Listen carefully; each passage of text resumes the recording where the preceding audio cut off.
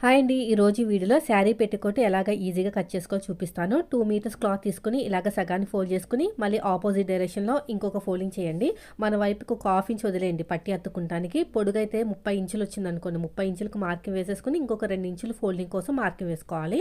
తర్వాత వచ్చేసి నడుము లూజ్ 20 ఇంచులు అనుకోండి. 20లో 8వ భాగం తీసుకోవాలండి. నాకైతే వీళ్ళకి నడుము లూజ్ వచ్చేసి 30 ఇంచులు వచ్చింది.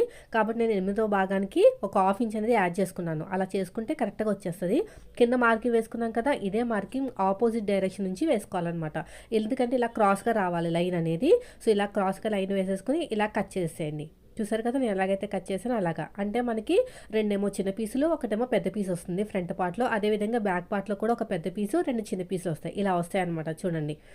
సో ఇదే మెథడ్లో నేను పెద్ద పెట్టికోట్ కూడా కట్ చేశాను. మీకు ఈజీగా అర్థం కావడానికి చిన్న పెట్టికోట్ కట్ చేసి పెద్ద పెట్టి కూడా కట్ చేసి చూపించాను. లింక్ కింద ఇస్తాను, ఒకసారి చూడండి. ఇది వచ్చేసి పెద్ద పెట్టికోట్. వీడియో నచ్చితే